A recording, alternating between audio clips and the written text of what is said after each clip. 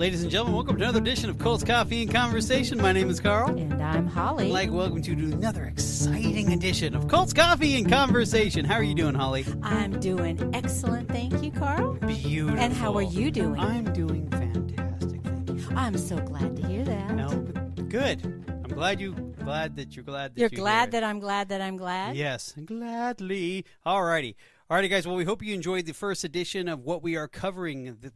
Whom are we covering again, Holly? The Westboro Baptist Church in Topeka, Kansas. Nothing says love like the Westboro Baptist Church. Yep, God hates fags. Ooh, you went there. I wasn't going to. Well, that's their website. That is their website. Believe it or not, it is godhatesfags.com. Not a fan. Just letting you guys know we're not fans, but we decided to go a little different, a little sideways look at this group, try to see if we can crack the code and see what the heck happened to this, right? Okay, yes, I am. Can't wait. Alrighty, so before we get into it, let's cover a couple things. No disclaimer anymore. We're done with that. If you want to know what the disclaimer is, there's how many episodes they can listen to with At the least disclaimer? over 40. There you go, over 40. All right, I'm not going to bore you with that. Okay, now, but if you want to let us know how you feel about us, all you wonderful Coltonites out there, hit us up. Let us know. Facebook at Colts Coffee and Conversation. Instagram at Colts Coffee Convo. And also we have the Twitter machine, the Twitter at Colts Coffee Con 1. That is Colts Coffee Con and the number 1. And, of course, our email address at coltscoffeeconvo@gmail.com. But wait, there's more. What else we got, Holly? Well, you can take your voice memo on your smartphone, record it, and send it off to coltscoffeeconvo@gmail.com. Okay, now before we get into our conversation about our Colts, we must discuss our coffee. Holly, what are you drinking today? Well, I'm going to stick with my home brew with my Italian sweet creamer, and I put a little dash of cinnamon in. Cinnamon. Not cinnamon, cinnamon. A dash of cinnamon. Okay. Cinnamon. Okay, I am drinking Nitro Brew. It tastes creamy, but yet no milk. For some reason, it's like drinking heaven. I think it sounds like it's going to explode. And? Explode my mind. Alrighty, you guys ready to get into this? Ready for part 2? Let's do this. Okay, but let's do a little recap real quick. We've already discussed the leader, a little bit about him. Mr. Phelps himself, which his first name is Fred Phelps. Fred Waldron Phelps. Yes, his middle name is Waldron. Let that sink in. Anyway, okay, so we talked about him a little bit, his little background of where he should have went to West Point, but decided to become a preacher. Said thanks, Tent Revival. And kind of going how he became the lead pastor of the Westboro Baptist Church. Now, let's get into his belief system a little bit. Are you ready for this, Holly? I am ready. This can be entertaining at least. Okay, here we go. Now, he, being Fred, describes himself as an old school Baptist, but I don't see anything old school Baptist about him. But he states that he holds to all the 5 points of Calvinism. Now, what are the 5 points of Calvinism? I'm going to break it down just a smidgen. I'm going to talk about it, and Holly's going to get into some detail, okay? So we have the first point is total depravity. That's one. And then you have unconditional election, and that's the second one. The third one is limited atonement. And the fourth point is irresistible grace. The fifth one is perseverance of the saints. Now, Holly, let's get in some detail because a lot of people probably do not know the 5 points of Calvinism. So let's get in a little bit of detail, a broad stroke a little bit because we can paint the picture for them. Yes, it's called the Tulip. Tulip. So it starts with T, total depravity of man. Okay, this asserts that as a consequence of the fall of man into sin, every person is enslaved to sin. People are not in nature inclined to love God, but rather to serve their own interests and to reject the rule of God. So you is unconditional election. This asserts that God has chosen from eternity those whom he will bring to himself, not based on foreseen virtue, merit, or faith, but rather his choice is unconditionally grounded in his mercy alone. So they're basically predetermined before birth already. Yes. Okay.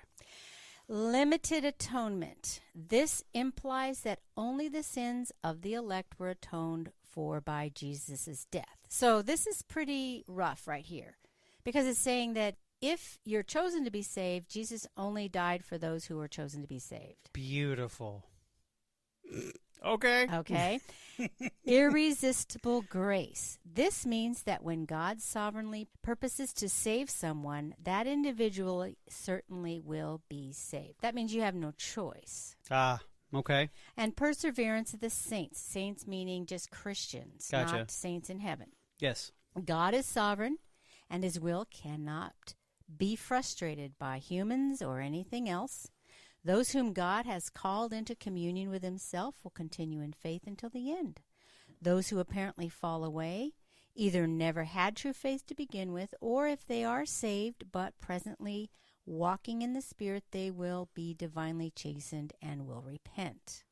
That is Tulip. Tiptoe through the window. Sorry. Sorry. Okay, that sounds fun. Great. That means you have no choice. You're going to hell predetermined, basically. You're going to heaven predetermined. Yes. How do you know that he was not predetermined to go to hell? We don't know. Of course we don't, but he believes in this. So, it makes perfect honestly, so when you come to some other part of our discussion, we'll talk about how this tulip belief comes into it. Excellent. Perfect. The 5 points of Calvinism, his main focus is 2 of the 5. That's their main, but they do all 5, is unconditional election, obviously, and limited atonement. He's creating his own narrative. Now, what leader that we've covered that does not create their own narrative? None. Beautiful. Now, he also, which kind of make questions to me, as he was an old school Baptist. Now, he didn't and he opposed a few things here, which I'm kind of like, doesn't sound very Baptist. But anyway, he didn't like Sunday school meetings. He didn't like Bible colleges. He didn't like seminaries. And he really didn't like non-denominational crusades. That would include people like Billy Graham. That's correct. Believe it or not, he worked for Billy Graham back in the day when he was a young lad going to Bob Jones University. There you go. And now he fell out of graces with Graham. Not graces, but he, as in his own mind, I'm no longer liking Billy Graham. He changed his view, because Billy Graham changed his views on literal hell, calling Graham, quote, the greatest false prophet since Balaam. Ooh, that's a nice little moniker to be called. Now, also, he condemned large church leaders such as Robert Schuller, Jerry Falwell, and as well as all the Catholics. Well, that's an easy target. You think? All of them are easy targets. Right. Now, we've also taken a few things, little quirky things that they also do have their beliefs against or for, or whatever you want to label it. I took these right off of their website. Okay, right off their website. Now, break it down, Holly. What other things they have nice opinions about as far as their belief system goes? This is very topical, as we know. It's the COVID-19 commentary. Ah, yes, keeping it fresh. The coronavirus, COVID-19, is the wrath of God on the children of disobedience. Ooh. Now, this is each one of these things I'm going to mention have their own link. You can click on them and go and expand of what go they down say. Go down that deep rabbit hole. By the way, I didn't look at this, so my natural reaction to this is legit. I refuse to look at it. I wanted to be surprised like the rest of the call tonight. So continue. I apologize. The next one is God's hatred in the Bible. Not Wait. God's love, but God's hatred in the Bible. God just doesn't hate the sin, but he also hates the sinner, as these Bible verses demonstrate. So if you click on there. Wait a minute. Hold on. No. Wait, what? You know, he's against, God hates the sin, but loves the sinner. Now They don't believe that. But that's in the Bible, like legit. Well, he's pretty Old Testament about these things. Of course, he's Old Testament. Okay, next, homosexuality in the Bible. The Bible is clear that homosexuality is a sin in the eyes of God. It's not okay to be gay. Next one is Jesus Christ references to hell. Direct and veiled references to hell, damnation, and judgment from the lips of the Lord Jesus Christ in the New Testament. So if you click on that link, you'll get all of those. Yes, Jesus did talk about hell in the Bible. Okay. Go on. Now, some of these are things that a lot of conservative Christians do believe. So we'll just, they lump it. But we're going to get some other ones that are kind of crazy. Okay. God loves everyone lie. Okay. Ooh, okay. So 701 biblical passages proving God's hatred and wrath for most of mankind. So there's 701 biblical passages that you can click on that link and find out that God hates mankind. That might be a rabbit hole I'm willing to go down. Okay, go ahead. Love thy neighbor. Okay. Our duty is to love our neighbor as ourselves. This involves rebuking our neighbor. Ooh, okay. Well, they're saying, rebuke someone that you love, and that's not what they're doing, though. Of course not. All right, okay. The vine of Sodom. Not quite sure about this. They're referencing Deuteronomy 32:32. For their vine is not the vine of Sodom and of the fields of Gomorrah. Their grapes are the grapes of gall. Their clusters are bitter. I don't know exactly what this is. Huh. Okay. The next one is 7 churches in Revelation. Okay. The 7 churches of Asia in Revelation chapters 2 and 3. Jesus Christ defines what good looks like for his churches. Okay? Bible Truth on Prayer, Bible Compendium on Prayer. The servants of the living and true God are to pray daily. The meaning of life. What is the meaning of life? Why are we here? What is our purpose? New Testament Church Scorecard. This is interesting. Okay. All right. So how does your church stack up against the scriptures? According to the Westboro Baptist Church, everybody sucks but them. Pretty much, but I didn't go into that. Fair enough. The Lord is coming. The great day of God's wrath draws nigh. Marriage, admonishments to husbands and wives. Okay. Now, this is the summer fruit, which is national sins bring national plagues. What? Okay. And Bible Truth on Joy, a Bible compendium on joy and rejoicing. For God's people, the joy of the Lord is their strength. Okay. Safety, stronghold, refuge, and protection. Sounds okay. Okay. Now, this is a good one. Okay. And this is the last one. All right. Jesus, wimp or bold king? Okay, so... Wait, what?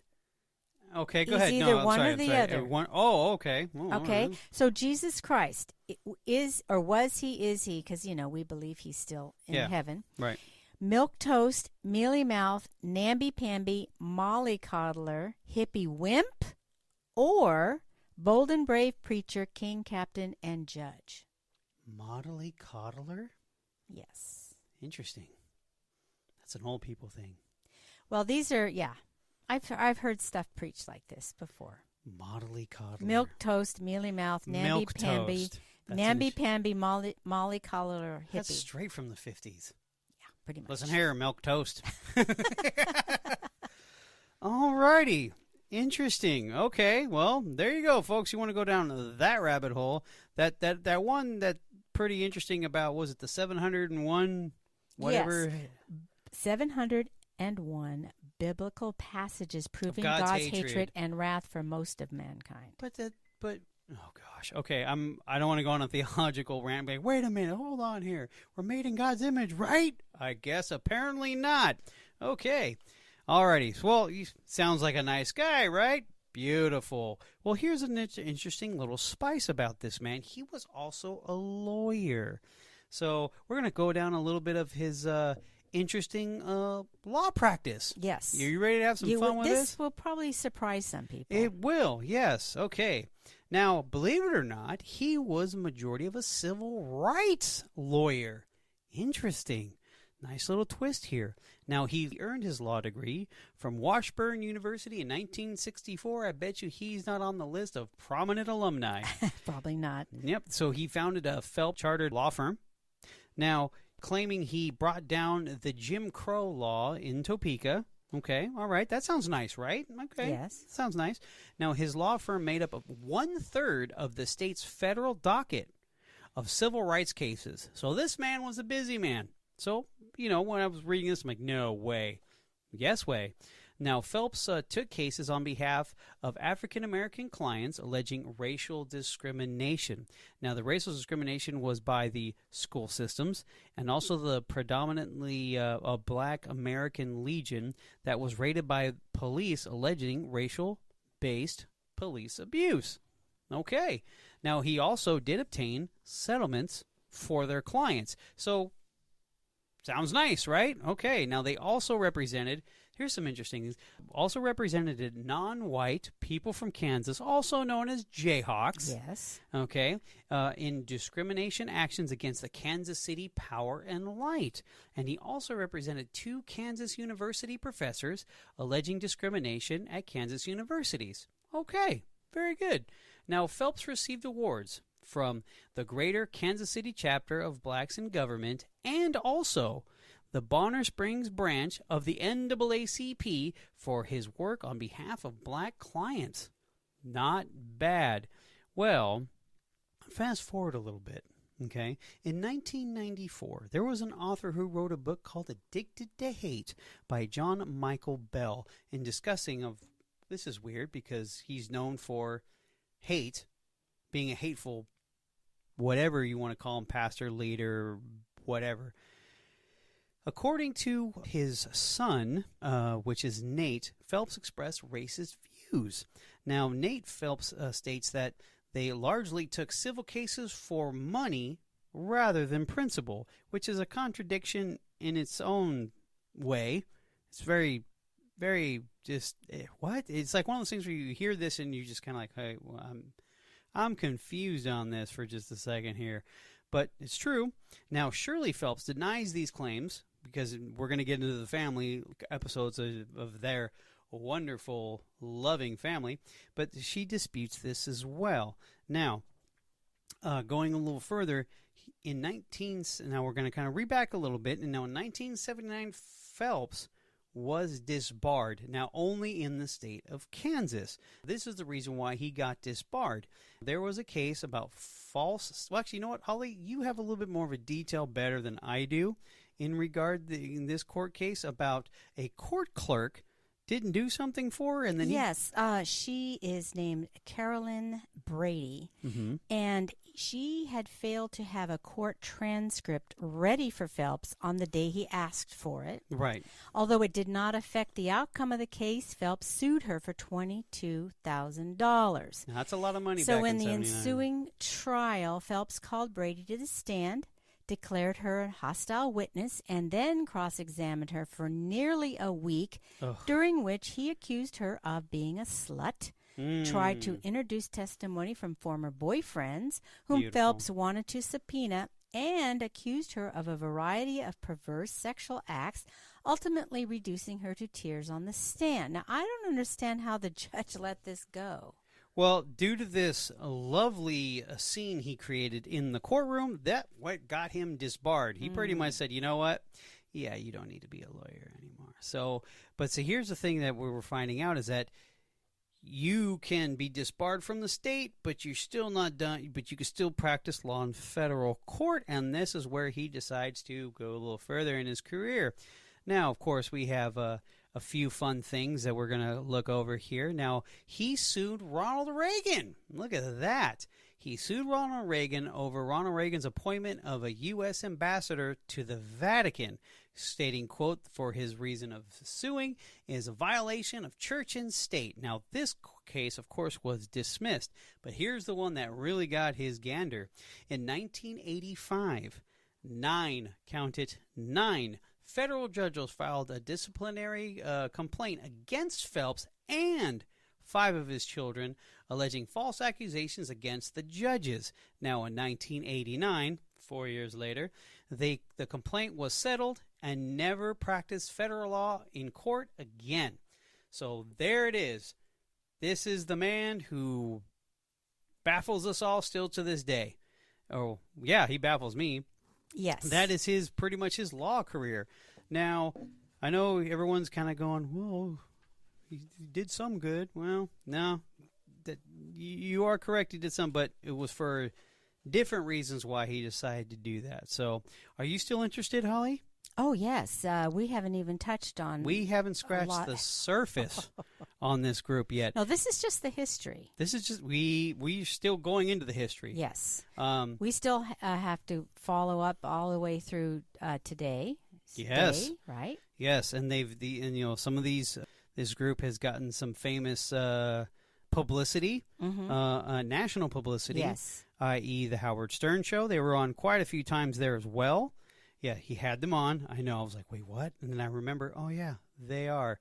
Yes, very interesting group that I think it's good because when you get exposure and you get the people saying with their own mouth what they believe, and that way it's not like you're slanting the news. No. You're getting it from the source. Like a lot of our research is going to come from their website. Oh, of course. No, they have a huge website. They hide nothing. Yeah, they are proud and loud about everything that they believe that you would just takes your breath away. Right. But they don't really care. I mean, we're going to go into their music, we're going to go into their activities. Oh, yeah. We're going to go into all kinds of interesting things that it's them telling on themselves. Yes, and we are going to have a laugh. Definitely a laugh with the music. I'm looking forward to their... Oh, I don't think so. Oh, really? Oh, gosh. I cannot wait to hear some of this gloriousness. Alrighty, guys. Well, that's it for now. We hope you guys continue to leave feedback. We appreciate it. We thank you for it, all you wonderful Coltonites out there. Alrighty, and on that note, Holly, good night.